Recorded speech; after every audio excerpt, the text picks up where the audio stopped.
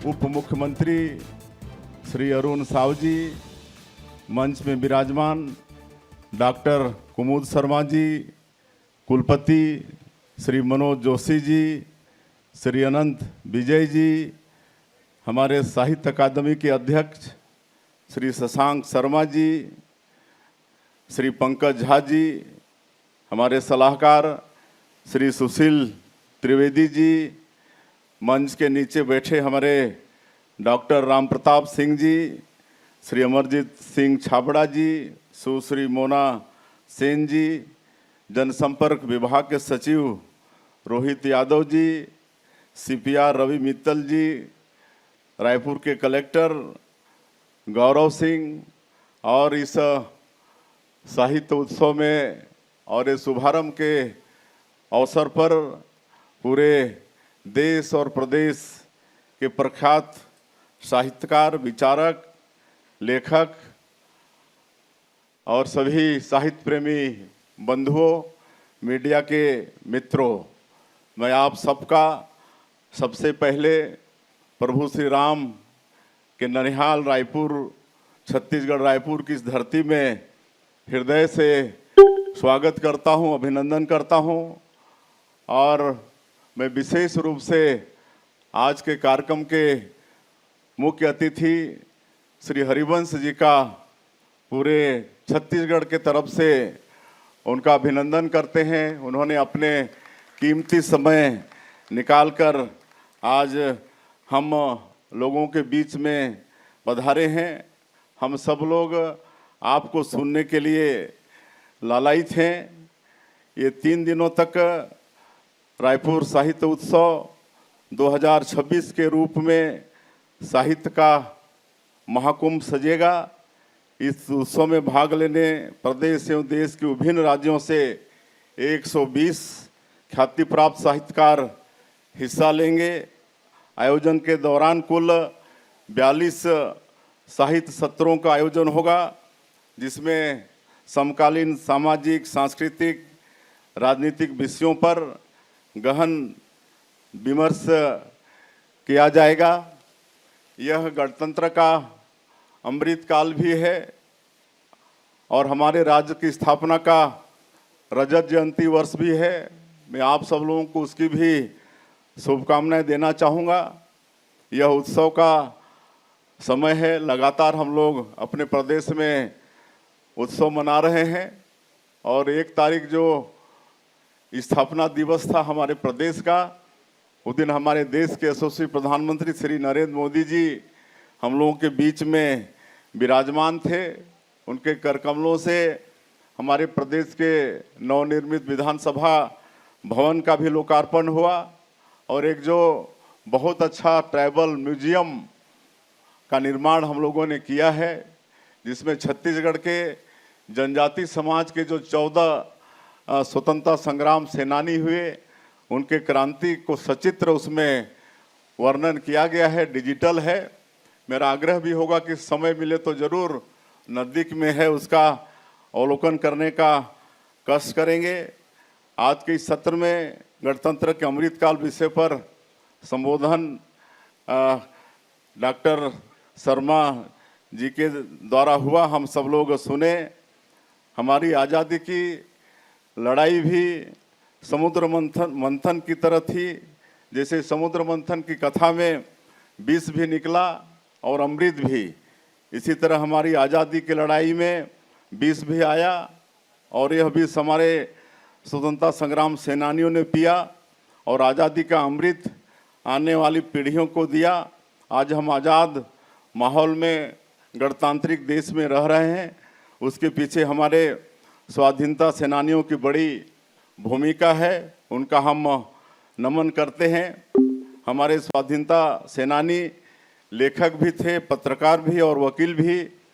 माखनलाल चतुर्वेदी जी को लें, उन्होंने बिलासपुर जेल में फूस की अभिलाषा लिखी। मातृभूमि के लिए लिखी गई सुंदर रचना ने लाखों लोगों को राष्ट्र के लिए बलिदान हेतु प्रेरित किया। माधवराव सप्रे जी को लें, यह कहना कठिन है कि उनका स्वतंत्रता संग्राम में योगदान अधिक था अथवा हिंदी साहित्य में ज़्यादा योगदान था। उनके द्वारा लिखी गई एक टोकरी भर मिट्टी को हिंदी की पहली कहानी माना जाता है। पंडित लोचन प्रसाद पांडे जी को ले इतिहास के नायकों को अपनी लेखनी में जगह देकर उन्होंने स्वतंत्रता आंदोलन को दिशा दी। उस दौर में हिंदी की सबसे यशस्वी पत्रिका थी सरस्वती। सरस्वती में छपना किसी भी साहित्यकार के लिए गौरव की बात होती थी। पद्मलाल पूनालाल बख्शी जी को इसके संपादन की जिम्मेदारी मिली थी, जो बड़ी उपलब्धि है। हमें इस बात की भी खुशी है कि हमने अपने साहित्यकारों की स्मृतियों को संजोकर रखा है। जब भाजपा सरकार थी उस वक्त राजगांव में त्रिवेणी संग्रहालय तैयार किया गया है। यह संग्रहालय उसी भवन में बनाया गया जहां मुक्ति बोध जी ने अपना कालजयी साहित्य की रचना की थी। मुक्ति बोध जी के अलावा यहाँ बख्शी जी और बलदेव प्रसाद मिश्र जी की स्मृतियाँ सहेज कर रखी गई हैं। भाजपा सरकार में भी हमने साहित्य उत्सव का भव्य आयोजन किया था और इसी तरह से प्रदेश के और देश भर के साहित्यकारों को आमंत्रित किया था। इस बार भी हमने 3 दिवसीय आयोजन किया है। आज मैं जिस मंडप से आप सब लोगों से मुखातिब हो रहा हूँ, ये स्वर्गीय विनोद कुमार शुक्ल जी को समर्पित है। हमारा रायपुर और राजनांदगांव कई कारणों से विख्यात है और इसकी पहचान में विनोद कुमार शुक्ल जी भी जुड़े हुए हैं। दुनिया भर के साहित्य प्रेमी रायपुर को विनोद कुमार शुक्ल जी की वजह से मानते हैं, जानते हैं, क्योंकि उनकी सृजन भूमि रही है। अनेक बार शुक्ल जी से मिलने का सौभाग्य मुझे प्राप्त हुआ। वे सरल सहज व्यक्तित्व के धनी थे। इतने बड़े लेखक होने के बावजूद विनम्रता उनमें कूट कूट कर भरी थी। छत्तीसगढ़ की संस्कृति के प्रति, छत्तीसगढ़ के लोगों के प्रति उनमें गहरा अनुराग था। एक मंडप हमने श्यामलाल चतुर्वेदी जी के नाम पर रखा है। छत्तीसगढ़ी संस्कृति को लेकर उनका काम विशिष्ट है। एक मंडप हमने लाला जगदलपुरी के नाम पर रखा है। जो भी उनसे मिलता था वो वही कहता था कि मैंने एक ऋषि से मुलाकात की है। बस्तर की संस्कृति को सहेजने, यहाँ के लोकगीतों को देश दुनिया के पटल पर रखने में उनकी बहुत बड़ी भूमिका थी। अनिरुद्ध नीरव जी ने अपने नवगीतों के माध्यम से एक जादू सा कायम किया। नीरव जी के नाम पर भी एक मंडप हमने इस परिसर में रखा है। रायपुर साहित्य उत्सव में हमने एक कार्यक्रम हमारे श्रद्धेय नेता अटल बिहारी वाजपेयी जी की स्मृति में भी रखा है, काव्यपाठ भी रखा है। अभी हमने अटल जी का जन्म शताब्दी वर्ष मनाया है। वे हमारे राज्य के निर्माता भी हैं। उन्होंने हम लोगों को छत्तीसगढ़ राज्य बना के दिया है। उनको भी हम नमन करते हैं और हर वर्ष उनकी जयंती को हम लोग सुशासन दिवस के रूप में मनाते हैं और काव्य पाठ भी कराते हैं। अटल जी ने अपनी राजनीति से देश को योगदान दिया ही, अपने कविताओं से भी करोड़ों लोगों को उन्होंने प्रेरणा दी। उनकी कविता हार नहीं मानूंगा, रार नहीं ठानूंगा, काल के कपाल पर लिखता मिटाता हूँ, गीत नया गाता हूँ, न जाने कितने लोगों को प्रेरणा दी। वे कवि हृदय थे। उनकी संवेदनशीलता ने उनकी राजनीतिक सोच को भी गढ़ा और इसका असर उनके निर्णयों में भी दिखता था।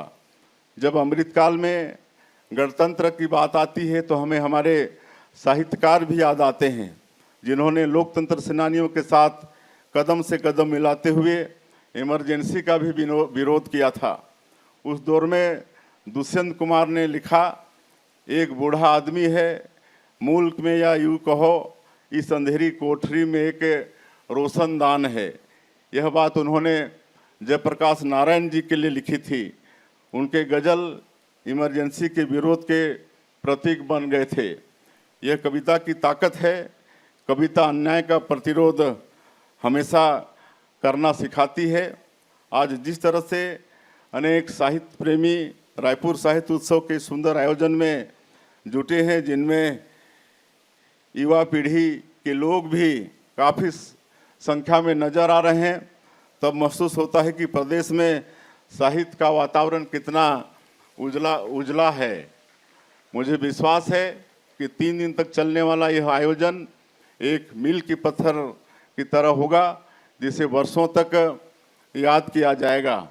मैं इस मौके पर और ज़्यादा नहीं कहते हुए फिर से एक बार पूरे छत्तीसगढ़ के तरफ से आज के मुख्य अतिथि श्री हरिवंश जी को, जिन्होंने अपना कीमती समय निकालकर आज यहाँ पधारे हैं, उनका बहुत बहुत धन्यवाद करते हुए और इस अवसर पर हमारे प्रदेश के एक हास्य कवि बहुत प्रख्यात हुए सुरेंद्र दुबे जी, उनको भी मैं इस अवसर पर याद करता हूं, उनको भी नमन करता हूं और एक बार पूरे देश और प्रदेश से आए सभी साहित्यकारों का, साहित्य प्रेमियों का, सबका अभिनंदन करते हुए अपनी बात समाप्त करता हूं। जय हिंद, जय छत्तीसगढ़।